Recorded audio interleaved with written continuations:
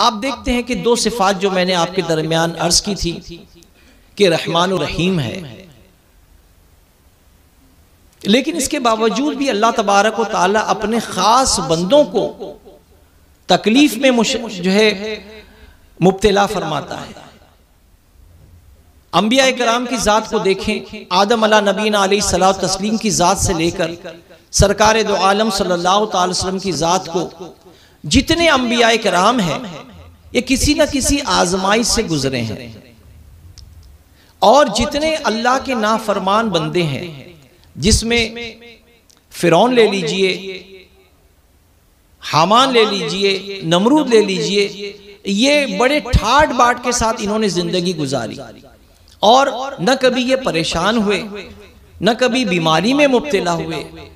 तो आज एक आम मिजाज बना है कि अगर कोई तकलीफ में मुब्तला होता है तो वो शिकवा शिकायत करता है कि मैं नमाजें पढ़ता हूँ लेकिन फलानी मेरी हाजत पूरी नहीं होती, मैं मशक्क़त में रहता हूँ, मैं बीमारी में मुब्तला हूँ।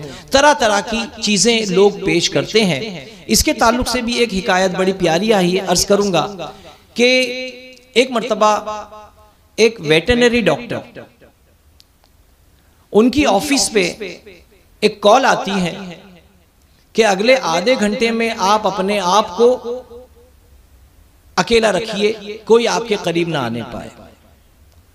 अब वो डॉक्टर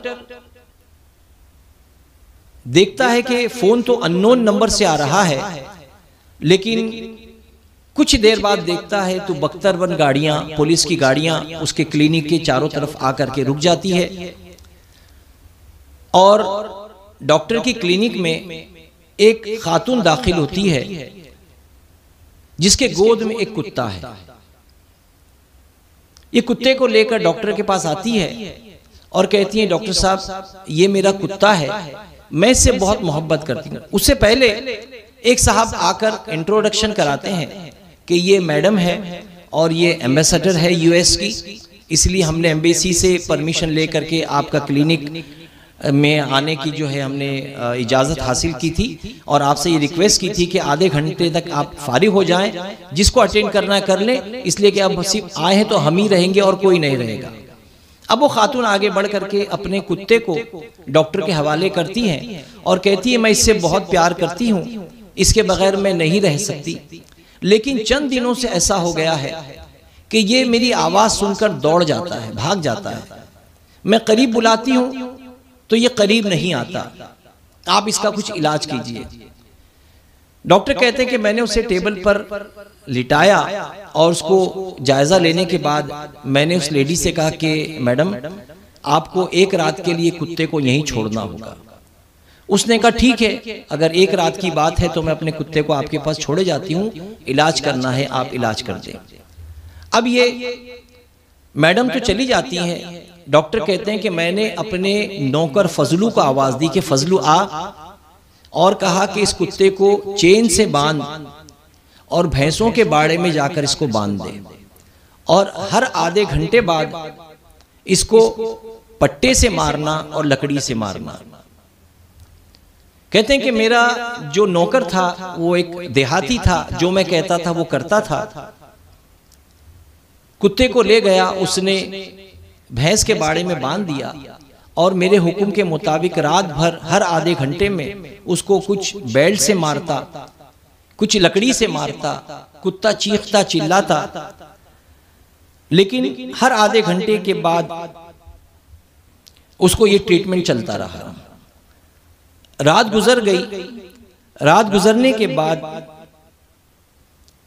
सुबह फिर वो अमला जो एम्बेसी का था वो आ गया। अब जैसे ही अमला एम्बेसी के लोग आए, इसने कुत्ते को छोड़ा तो कुत्ता दौड़ता हुआ अपनी मालकिन की गोद में जाकर बैठ गया, उसको चूमने लगा, चाटने लगा और मुड़ मुड़ के डॉक्टर को भी देखने लगा।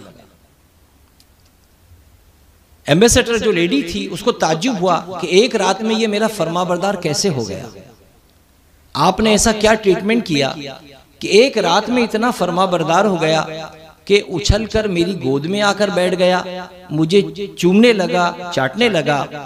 अब ये कहते हैं कि मैंने कहा, डॉक्टर कहते हैं मैंने कहा रेशम व हरीर के गद्दे, एयर कंडीशन रूम, आला पाए की खुराक खा खा कर ये खुद को मालिक समझ बैठा था, खुद को मालिक समझ बैठा था और अपने मालिक की पहचान भूल गया था।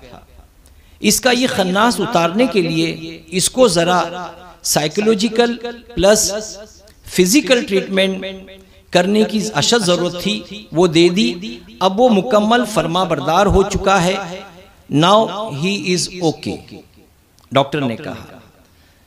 इस वाक़े को अच्छी तरह पढ़ने के बाद जरा दोबारा इसके उन्वान पर नजर करें कि उन्वान मैंने आपको नहीं बताया था। उन्वान ये है कि अल्लाह अपने खास बंदों को दुनियावी आजमाइश में मुब्तला क्यों करता है, क्यों करता है?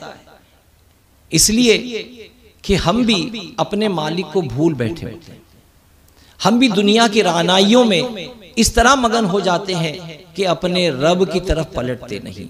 हालांकि रब तबारक व तआला का फरमान है, मा गर्रका बिरब्बिकल करीम, कि ए ईमान वालो अल्लाह की तरफ पलटो, अल्लाह की तरफ पलटो। लेकिन हम ईमान वाले होने के बावजूद भी रब तबारक व तआला की तरफ मुतवज्जे नहीं होते। मेरे अजीज़ों, हमारी जिम्मेदारी है कि एक आम बंदा बन करके इस दुनिया में अपनी ज़िंदगी गुजारें और अपने खालिक को, अपने मालिक को न भूलें और रब तबारक व तआला की इबादत और बंदगी में अपनी ज़िंदगी को लगाने की कोशिश करें।